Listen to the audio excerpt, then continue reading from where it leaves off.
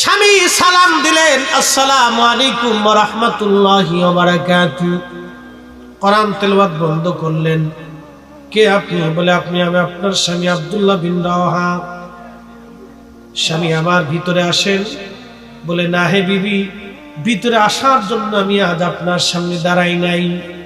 বিবি রে, আপনাকে বিয়ে করে বাসর ঘরে রেখে আমি আমার রাসূলের ডাকে আহ্বানে সাড়া দিয়েছিলাম।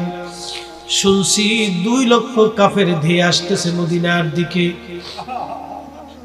আল্লাহর নবী আমাদেরকে জিহাদের ময়দানে যাওয়ার জন্য নবীজি ঘোষণা দিয়েছেন। আমরা মাত্র 3000 সাহাবী দাঁড়ায় গেছি। আমাকে আল্লাহর নবী 3 নম্বর সেনাপতি ঘোষণা দিয়েছেন। প্রথম জনের নাম যায়েদ, তিনি শহীদ হয়ে যাওয়ার পরে জাফর সেনাপতি হবে। জাফর শহীদ হয়ে যাওয়ার পরে আব্দুল্লাহ বিন রাওয়াহা সেনাপতি হবে। আব্দুল্লাহ বিন রাওয়াহা শহীদ হয়ে যাওয়ার পরে মুসলমান আর একজনকে সেনাপতি বানাই নিবে। বিবিরে, আজকে একটা বিষয় আমি বুঝতে পারলাম। আল্লাহর নবী আমাদের 3 জনের নাম ঘোষণা দিয়ে আমাদের নামের সাথে শহীদ শব্দ নবী জোড়া করে দিয়েছেন। বিবি, রাসূল আমাদেরকে শহীদ বলেছে। আমি আব্দুল্লাহ বিন রাওয়াহা বিশ্বাস করি মুতার প্রান্তরে আমি শহীদ হয়ে যাব, গাজী হয়ে ফিরার আর সুযোগ আমার নাই। রাসূল আমাকে শহীদ বলেছে, আমি শহীদ। একবার জোরে বলা যাবে কি ইয়া রাসূলুল্লাহ? আল্লাহর নবীর প্রতি সাহাবীদের কি বিশ্বাস, কি নবী বলেছে আমি শহীদ হয়ে যাব, ফিরে আসার সুযোগ আমার আর নাই। আহা, ডাক দে বলতেছে, বিবি রে, আমি আপনার ঘরে ঢোকার জন্য আসি নাই, আমি বিদায় নেওয়ার জন্য আসছি। তারা অত্যন্ত চমৎকার এবং সুন্দর, তাদের আবহাওয়া বড় সুন্দর, তাদের মন বড় সুন্দর, তাদের চেহারাও বড় সুন্দর সুন্দর মাদানী চেহারা। সুন্দরী রূপসী আপনি নারী, আপনাকে বিয়ে করে আমি আনছি বধূ হিসেবে জীবন করার জন্য। বিবি আমার, নবী আমাকে মুতার প্রান্তরের 3 নম্বর সেনাপতি ঘোষণা দিয়ে শহীদ ঘোষণা দিয়ে ফেলছে। আমি জানি পৃথিবী উল্টে গেলেও রাসূলের কথা চেঞ্জ হবে না, আমি শহীদ হয়ে যাব। বিবিরে, বিদায় নেওয়ার জন্য আসছি। আপনাকে বিয়ে করে আনছিলাম, হক আমি আদায় করতে পারি নাই। আল্লাহু আকবার, আল্লাহ নারা হয় না, চিৎকার করে বলবেন কি আল্লাহু আকবার। আল্লাহ বললেন, হায়াত সৃষ্টি করলাম তোমার জন্য, মরণ সৃষ্টি করলাম তোমার জন্য। হায়াত আল্লাহ সৃষ্টি করলেন, মরণ আল্লাহ সৃষ্টি করলেন। এই মৃত্যুর একটা রূপ আছে, মৃত্যুর একটা চেহারা আছে, মৃত্যুর একটা আকৃতি আছে, মৃত্যুর দৈর্ঘ্য প্রস্থ আছে।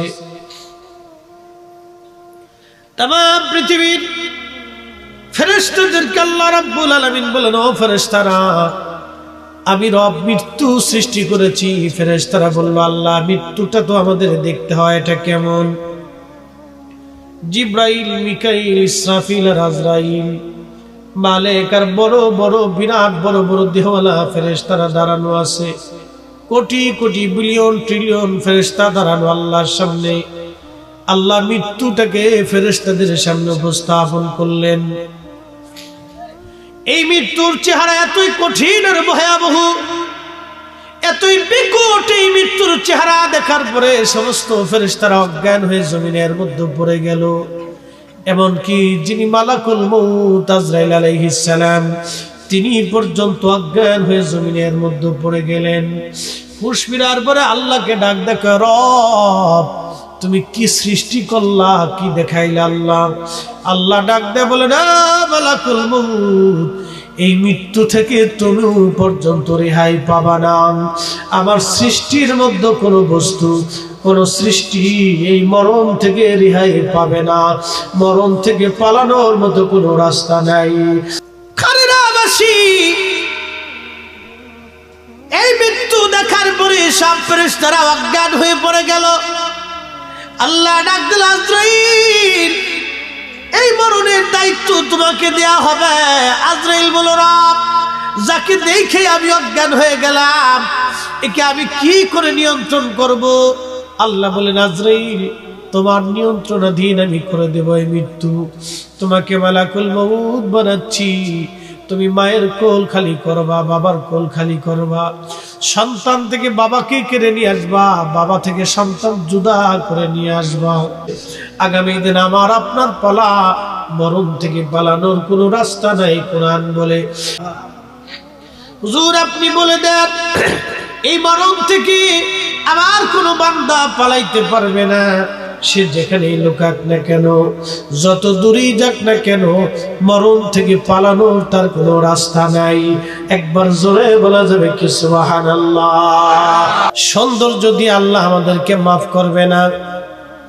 বিরাট বড় এলেম, আমার অনেক বড় বিরাট বড় শিক্ষিত, আমি ডক্টর, আমি ডাক্তার, আমি ইঞ্জিনিয়ার, আমি বিরাট বড় শাইখুল হাদিস, আমি মুফতি, আমি মুহাদ্দিস, আমি প্রিন্সিপাল, আমি মুনাজির আজম, এইগুলি দিয়ে কিয়ামতের মাঠে আল্লাহ মাফ করবে না।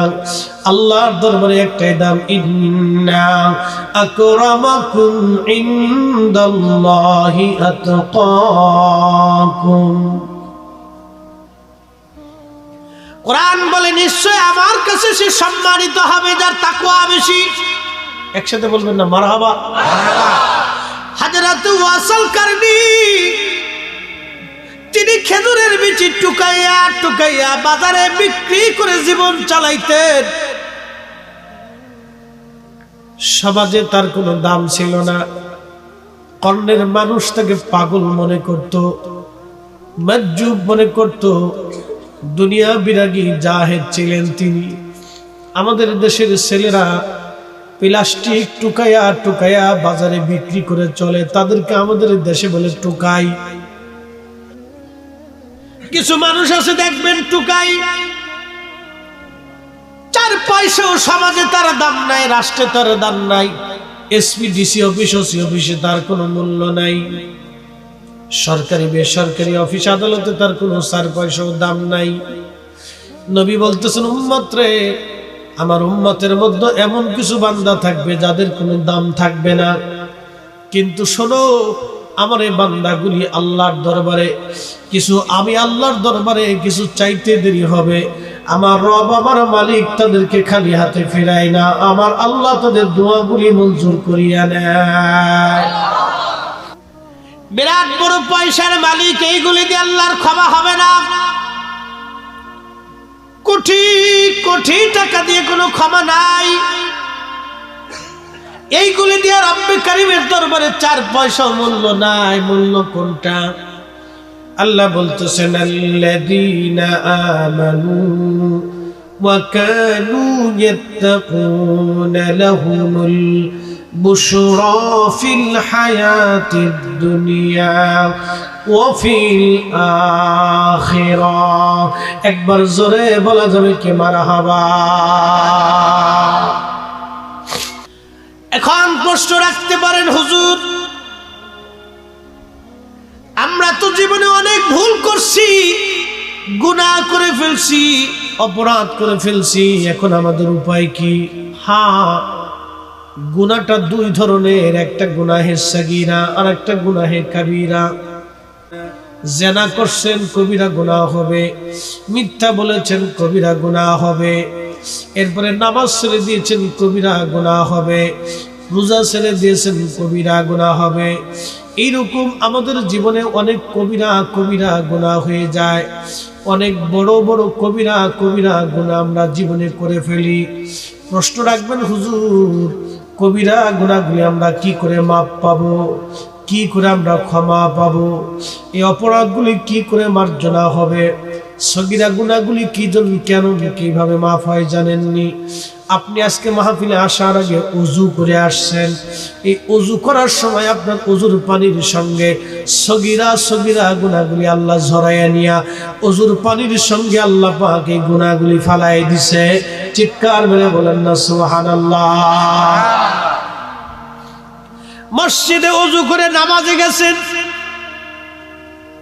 আপনি নামাজ পড়েছেন, আজকে জুমার নামাজ, আগামী জুমার নামাজ যারা পড়বেন এই সপ্তাহের মধ্যে যত সগীরা গুনাহ হবে, আজকে জুমা পড়ছেন, আগামী জুমা পড়বেন, যদি আগামী জুমার নামাজ আপনি আদায় করেন, এই সপ্তাহের মধ্যে যত সগীরা গুনাহ হয়েছে, আমার মালিক আমার মাওলা জুমার নামাজ আদায় করার জন্য আপনার জীবনের সগীরা গুনাহগুলি আল্লাহ মাফ করে দিবে।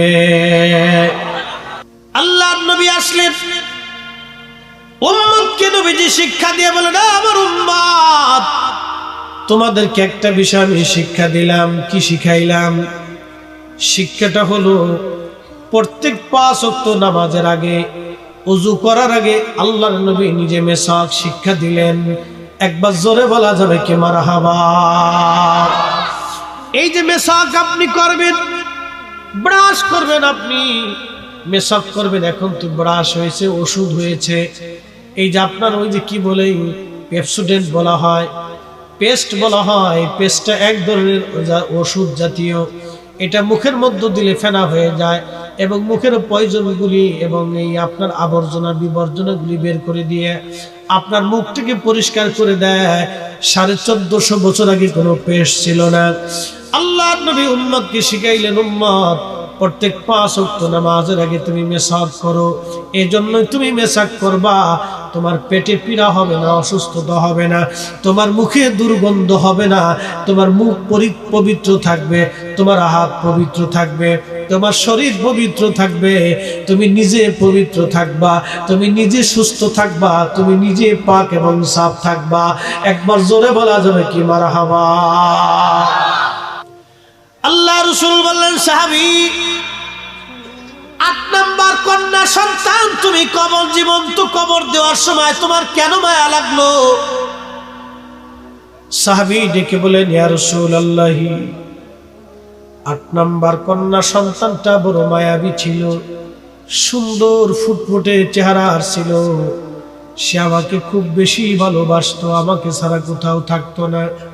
আমার মেয়েটা আমার সঙ্গে কবর খনন করতেছিলাম, মেয়েটা আমার সঙ্গে কবর খনন করতেছিল হুজুর, আর আমার দাড়িতে আমার কাপড়ে মাটিগুলি লেপতেছিল, সে ঝেড়ে ঝেড়ে পরিষ্কার করে দিচ্ছিল আমাকে, আর বলতেছিল, বাবা কবর তুমি কেন খনন করো বাবা? আমি সেই সময় বাচ্চাটাও বুঝতেছিল না, কিছু সময় পরে তার জীবন শরীর সমাধি হয়ে যাবে।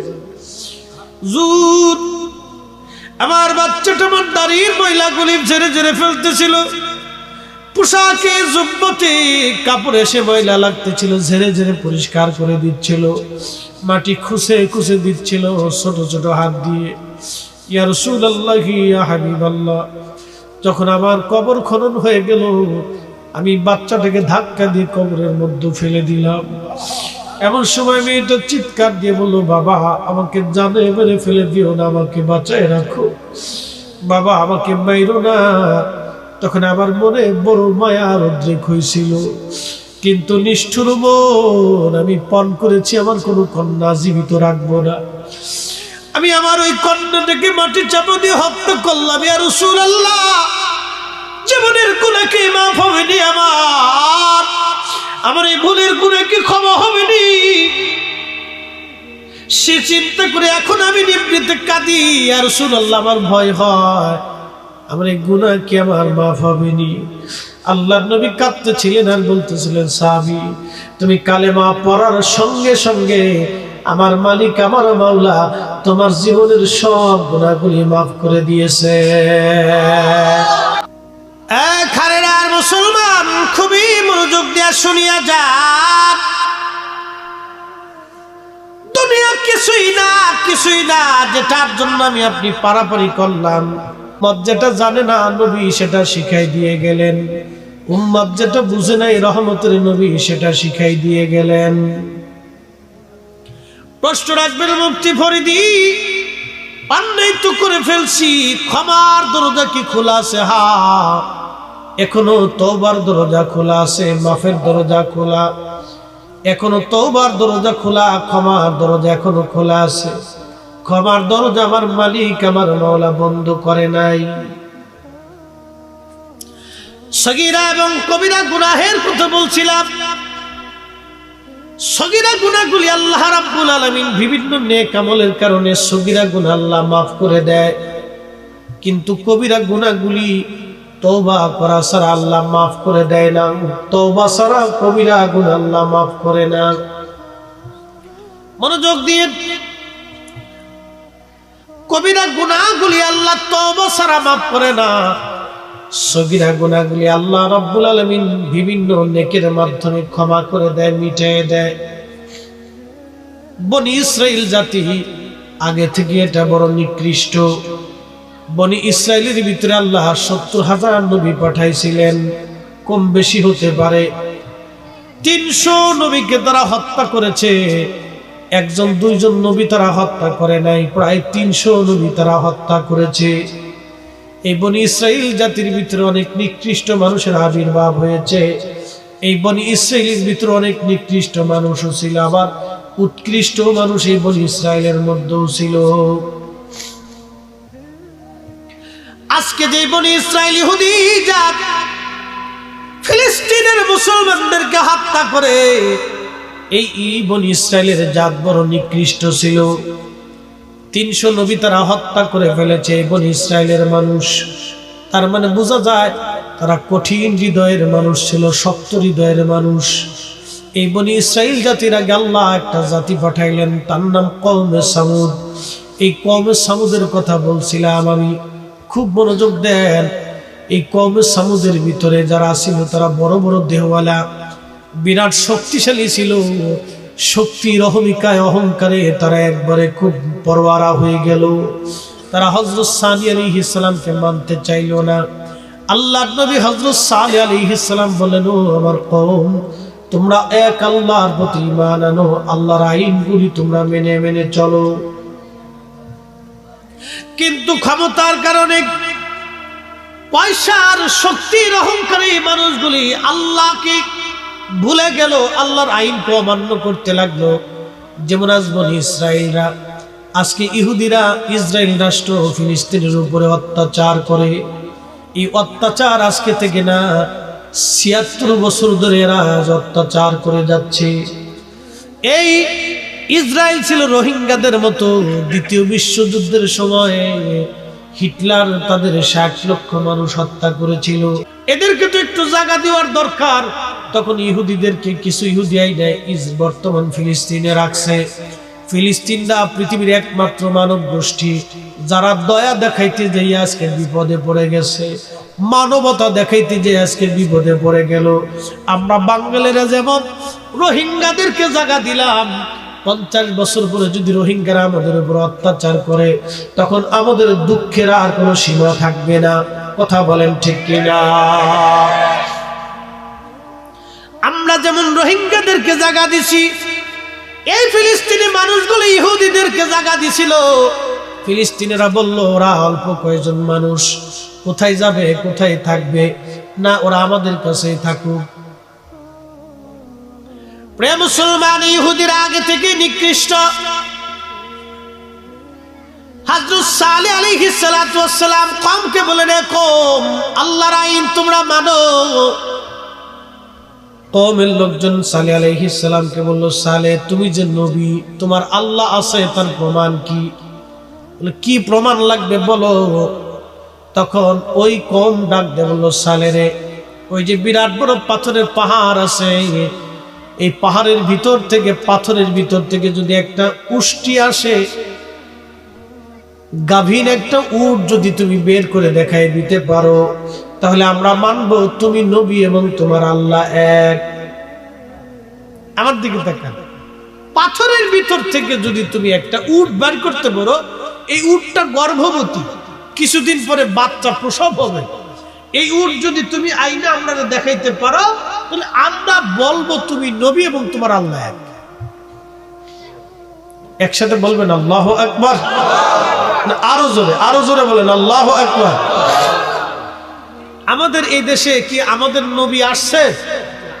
না না, আমাদের নবী কি আমাদের এই দেশে শরীয়তে আসছে? আসেন নাই, শরীয়তে আসেন নাই। হাকিকতে বহু উম্মতের সাথে নবীর স্বপ্নে দেখা হয়েছে, এটি ভিন্ন কথা। শরীয়তে আমাদের এই দেশের নবী আসেন নাই। আল্লাহ রসুল যদি ইচ্ছা করতেন যে আরব সাগর পার হয়ে ভারত সাগর পার হয়ে বাংলাদেশে আসবেন, ভারতে আসবেন, পারতেন। তিনি আসেন নাই, কিন্তু আসছেন কারা? আল্লাহর ওলিরা। কি কথা ঠিক কিনা? বর্তমানে আমরা আলেম আছি 2 কোটি। Bharat, Bangladesh, Pakistan, Afghanistan, Uzbekistan, Tajikistan, Turkmenistan, চীন, ইউরোপ, আরব, টোটাল দিয়ে আলেম আছে 2 কোটি। একবারে মিনিমাম 2 কোটি আলেম। বাংলাদেশে আছে 60 লাখ। সুবহানাল্লাহ। বাড়ি যাইয়া আরো জোরে। তাবলীগ হচ্ছে সারা দেশে, তাবলীগ। এরা মসজিদে মসজিদে ঘুরে দাওয়াত দিতেছে, মাহফিল হচ্ছে, তালিম তরবিয়ত হচ্ছে, জিকির ফিকির মাহফিল হচ্ছে। মুসলমান হইছে কয়জন বলেন এবার? এই 5 বছরের পরিসংখ্যানে আমরা 2 কোটি আলেম, মুসলমান কয়জন বানাইতে পারছি? হিসাব করছেন তো? এখন মিডিয়ার যুগ, ফেসবুক আছে, ইউটিউব আছে, চ্যানেল আছে, এটা আছে, সেটা আছে, পত্রিকা আছে, পেপার আছে, খবর আছে, বই আছে, অনেক কিছু আছে। তারপরে আমরা মুসলমান বানাইতে পারলাম না। তো খাজা বাবা আজমিরি কি ওয়াজ করলেন? পত্রিকা ছিল না, ফেসবুক ছিল না, ইউটিউব ছিল না, মিডিয়া ছিল না, এত বড় বড় সম্মেলন ছিল না, মাহফিল ছিল না, প্যান্ডেল ছিল না, কিচ্ছু ছিল না। পায়ে হাঁটলেন, দাওয়াত দিলেন, হাঁটলেন, দাওয়াত দিলেন, হাঁটলেন, দাওয়াত দিলেন। জবানের কি প্রয়োজন ছিল যে হাইটা হাইটা দাওয়াত দিয়া 1 কোটি মানুষের কালেমা পড়াইছে? একসাথে জোরে বলা যাবে না আল্লাহু আকবার? পাওয়ার আছে? এই উম্মতের পাওয়ার আছে না? হয় না? এই উম্মতের পাওয়ার আছে। আনা সাগরের পানি একটা লুডার ভিতরে নিয়েছি, বাড়ি যায় সুবহানাল্লাহ কই, আমরা তারপরে খাই কই, ওনার কয়ে লাভ কি? একসাথে বলে সুবহানাল্লাহ। আনা সাগরের পানি একটা লুডার ভিতরে নিয়ে আসছে। এই উম্মতের পাওয়ার কত! এই জন্য রাসূল কারীম বলতেন, অন্য উম্মত থেকে এই উম্মতের 70 গুণ মর্যাদা আল্লাহ বেশি বাড়াইছে। তেলের গাড়ি তেলে চলে, হাওয়ার গাড়ি হাওয়ায় উড়ে, বিনা তেলে চালায় গাড়ি নবী সুলাইমান। আমরা সেই মুসলমান, আমরা সেই মুসলমান। আজকে সারা ইসরায়েলের 3 লক্ষ সৈন্য পুরা গাজা ঘিরে রাখছে। বুঝেন? 3 লক্ষ সৈন্য। তাদের ট্যাঙ্ক আছে কয়েক হাজার, সাজো আছে কয়েক হাজার, ক্ষেপণাস্ত্র টস্ত্র দিয়ে আরো আনুষঙ্গিক অস্ত্র শস্ত্র, একবারে ভারী অস্ত্র সজ্জিত হয়ে 3 লক্ষ সৈন্য ছোট্ট একটা গাজা শহরকে ঘিরে রাখছে। ঢাকা, নরসিংদী, নারায়ণগঞ্জ, গাজীপুর, এই 4টে জেলা মিলে ধরেন একটা শহরের মতো একটা গাজা। এই ছোট্ট এলাকাটাকে 3 লক্ষ সৈন্য 4 বেজে ঘিরে ধরে রাখছে। ঢুকবার চায়, ঢুকে না, ঢুকবার চায়, ঢুকে না। আর মাঝখানে হামাস আছে মাত্র 20 থেকে 30 হাজার। তাদের অস্ত্র শস্ত্র তেমন কিছু না, কিছু বন্দুক টন্দুক, রাইফেল টাইফেল, আর কিছু লকেট লাঞ্চার টাঞ্চার আছে, তেমন আর কিছু নেই। আর কিছু ক্ষেপণাস্ত্র আছে ছোট ছোট, এগুলো কান্দে দিয়ে ভুরুত করে মারে। এইটা, এই সামান্য অস্ত্র দিয়ে তারা প্রতিরোধ করার জন্য যুদ্ধে জড়াই দিচ্ছে। ইসরায়েল ঢুকে না, ঢুকে না, যাবার যায় না, ওদের অন্তরে ভয় দিয়ে রাখছে। হাজারাতে রাসূল কারীম বললেন, মুজাহিদেরা তোমরা বিদায় নিয়ে আসো। 3 জন সেনাপতি বিদায় নিতে গেলেন। আমি 3 জনের কথা বলবো না, শুধু একজনের কথা বলি। শেষ মুজাহিদ সেনাপতি যিনি আব্দুল্লাহ বিন রাওয়াহা, তিনি কেবলমাত্র বিয়ে করে বাড়ি স্ত্রী রেখে নবীজির ডাকে সাড়া দিয়ে জিহাদের ময়দানে ডাক পড়ে গেল। কেবল বিয়ে করে নিয়ে আসছিলেন তিনি, ঘরের মধ্যে নতুন স্ত্রী রেখে আসছেন আব্দুল্লাহ বিন রাওয়াহা। আল্লাহর নবী ঘোষণা দিলেন, আব্দুল্লাহ বিন রাওয়াহা আমার মুতার প্রান্তরের 3 নম্বর সেনাপতি। শহীদ হয়ে যাওয়ার পরে তোমরা আরেকজনকে সেনা প্রধান বানিয়ে যুদ্ধ করবা। আব্দুল্লাহ বিন রাওয়াহা ঘরের কাছে গেছে বিবির কাছ থেকে বিদায় নেওয়ার জন্য। ঘরের পাশে যখন গেলেন তখন লক্ষ্য করলেন তিনার স্ত্রী নতুন বিবি বাসর ঘরের মধ্যে বসে বসে কোরআন শরীফ তেলাওয়াত করতেছে। চিৎকার মেরে জোরে বলেন না মারহাবা, হ্যাঁ জোরে বলেন আল্লাহু আকবার। কি পড়ে? জোরে বলেন কি পড়ে? কি পড়ে? আমার দেশের বেরি ফেরে বাচ্চা হেতে নিয়ে সারা রাত টেলিভিশন দেখতেছে, সারা রাত টিভি দেখতেছে। আর মহিলা বাসর ঘরে এসে কোরআন পড়তেছে। আর আমার দেশের বেরি কি এর কোরআন চলে হেতে তো অজুই নেই। এই কথা কর না, হেতে তো অজুই নেই। কোরআন পড়বে কি সাথে? ও কোরআন পড়তে পারে? আপনার স্ত্রী তো কোরআন পড়তে বলা দরকার। কোরআন বলতেছে হুজুর আপনি তাদেরকে হিকমত শিক্ষা দিবেন আর কিতাব শিক্ষা দিবেন। হিকমত এবং কিতাব আপনি তাদেরকে শিক্ষা দিবেন, এমন বিষয় আপনি তাদেরকে শিখাবেন যেটা তারা জানতো না। একবার জোরে বলা যাবে কি মারহাবা। এখন আপনাদেরকে কয়েকটা বিষয় আপনাদেরকে জানাই যেটা আমরা জানতাম না। 1450 বছর আগে কিন্তু চিকিৎসা বিজ্ঞান এতটা আধুনিক ছিল না। আল্লাহর নবী বলেন উম্মত রে খানা খাওয়ার পরে তোমরা আঙ্গুল চেটে চেটে খাও। কি চেটে খাও? আঙ্গুল চেটে খাও। এখন 1450 বছর আগে রসুল আঙ্গুল চেটে খাইছেন, উম্মত তো আঙ্গুল চেটে খাইছে। এই পীড়াই 1350 বছর পর্যন্ত সবাই আঙ্গুল চাটছে। আর অন্য অন্য ধর্মের মানুষ আপনারা বলতো ওরা সব ইলিটারেট মূর্খ, ওদের মোহাম্মদ আঙ্গুল চাটছে, ওরাও আঙ্গুল চাটতেছে বলতো। কেন বলতো? আঙ্গুল চাটার ভিতরে যে কি আছে আমরা জানতাম না। কিন্তু কোরআন বলতেছে ওয়ায়ুআল্লিমুকুম মা লাম তাকুনু তা'লামুন, আপনি এমন বিষয় উম্মতকে শিখাবেন যেটা উম্মত জানতো না, উম্মত জানে না। তো আঙ্গুল চেটে খাইলে উম্মতের কি উপকার হবে উম্মত জানে না, কিন্তু রাসূল জানে বিধায় শিখাইছে। সুবহানাল্লাহ বললেন না? পেশাব করার পরে আমরা ঢিলা কুলুপ করি, করি কি না? অনেকে না করি 2 বাড়ি দিয়ে চলে যায়। অনেকে পেশাব করার পরে ঢিলা কুলুপ করে না, এত অমনি সাইডে দিয়ে চলে যায়, না পাক থাকে। বাথরুম করার পরে আমরা অনেকে ঢিলা কুলুপ করি না। এখন টিস্যু বেরিয়েছে, আধুনিক সিস্টেম, সাবান টাবান বেরিয়েছে, কিন্তু 1450 বছর আগে সাবান ছিল না। প্রশ্ন, তো রাসূলুল্লাহ 1450 বছর আগে মাটি দিয়ে বাথরুম করার পরে ঢিলা শিক্ষা দিচ্ছে, কেন শিখাইলেন? এই যে স্যানিটাইজেশন ব্যবস্থাটা, এটা বর্তমান আধুনিক বিজ্ঞানে এসে স্যানিটাইজেশন করে ডাক্তাররা চিৎকার করে গলা শুকিয়ে ফেলতেছে। সরকার শিখাইতেছে এটা করেন সেটা করেন, কিন্তু এই স্যানিটাইজেশন তো 1450 বছর আগেই আমাদের নবী উম্মতকে শিখাই দিয়ে গেছে হাতে কলমে, যে উম্মত বাথরুম করার পরে তুমি স্যানিটাইজেশন করবে, তুমি 3টা ঢিলা ব্যবহার করবে।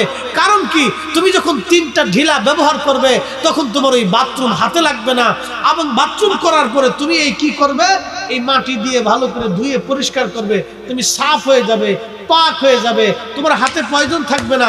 এরপরে তুমি ওই ভাত দিয়ে খাবে, খানা খাবে, তোমার পেটে পীড়া হবে না, তোমার পেটে অসুস্থতা আসবে না, ডায়রিয়া হবে না, এই বাথরুমে নষ্ট তোমার পেটের প্রবলেম হবে না, তোমার পেটের অসুস্থতা আসবে না। একসাথে বলা যাবে না মারহাবা? এই শিক্ষাটা 1450 বছর আগে উম্মতকে নবী দিলেন, কিন্তু উম্মত জানতো না, উম্মত জানতো না। আর একটু জোরে বলেন সুবহানাল্লাহ। সগীরা মানে ছোট ছোট গুনাহ, ছোট ছোট গুনাহ। আমরা হাসতে হাসতে অনেক গুনাহ করি, হাসতে হাসতে রসিকতায় ঠাট্টা মশকরাতে অনেক গুনাহ করে ফেলি। এগুলো ছোট ছোট গুনাহ, এগুলো আমাদের জীবনে হবে, ছোট ছোট গুনাহ হবে, হয়ে যায়। শ্রোতা বক্তা এখান থেকে কেউ মুক্ত না, কবিরা গুনাহ হয় কেউ মুক্ত না। ওলি আল্লাহরা হলো মাহফুজ, আল্লাহ তাদেরকে গুনাহ থেকে হেফাজত করিয়া মাহফুজ করে রাখে। আর নবী আলাইহিস সালাম হচ্ছে মাসুম, বেগুনাহ, তাদের জীবনে কোনো গুনাহ নাই, কোনো খাতা নাই। একসাথে বলবেন সুবহানাল্লাহ। নবীরা কি মাসুম। আমাদের দেশে একদল আছে বুকে হাত বেঁধে নামাজ পড়ে, এদের আকীদা বিশ্বাস হচ্ছে মুহাম্মদ সাল্লাল্লাহু আলাইহি সাল্লাম আমাদের মতো মানুষ ছিলেন বিদায় নবীর জীবনে ভুল হইতো। যারা আল্লাহ রাসূলের জীবনে ভুল ধরে ওরা ইহুদিদের চাইতেও নিকৃষ্ট। আপনি ঠিক বললেও ঠিক, না ঠিক বললেও ঠিক, এটাই ঠিক। যারা আল্লাহ রাসূলের জীবনের ভুল ধরে ওই ইহুদির চাইতেও নিকৃষ্ট, ওই ইহুদির চাইতে নিকৃষ্ট। মুসলমান হওয়ার কোনো যোগ্যতা নাই। ওরা শুধু শুধু মুসলমানি দিছে, সোনা কেটে খামা হওয়ার ভেজাল বাঁধাইছে। কি হাসেন কে, কথা করলে কে? ওরা শুধু এটার কাটতে ভেজালটা বাঁধাই দিছে। তো কাটার দরকার কি ছিল? তো ওইভাবে রেখে দে, যা চলে যা।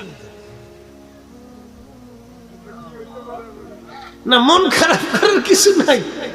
আমি হাসতে হাসতে বলতেছি কথাগুলো, খুব দামি কথা। আহলে সুন্নাত ওয়াল জামাতের চূড়ান্ত আকীদা হচ্ছে রাসূল করিম সাল্লাল্লাহু আলাইহি সাল্লাম নির্ভুল। একসাথে বলা যাবে না মারহাবা? কোনো গুনাহ খাতা কিচ্ছু ছিল না, সব থেকে পুত পবিত্র। মাথা মোবারক থেকে একবারে পা মোবারক পর্যন্ত পাক এবং সাফ, পাক ও সাফ, পাক ও সাফ। সৃষ্টিগত ভাবেও পাক এবং আল্লাহ পাক সবকিছু থেকে তারে পাক রাখছে। দুনিয়ার সমস্ত আবর্জনা বিবর্জনা থেকে রাসূল করিম সাল্লাল্লাহু আলাইহি সাল্লাম ছিলেন পাক এবং পবিত্র। একসাথে বলা যাবে সুবহানাল্লাহ। প্রিয় উপস্থিতি, খুব মনোযোগ দেন।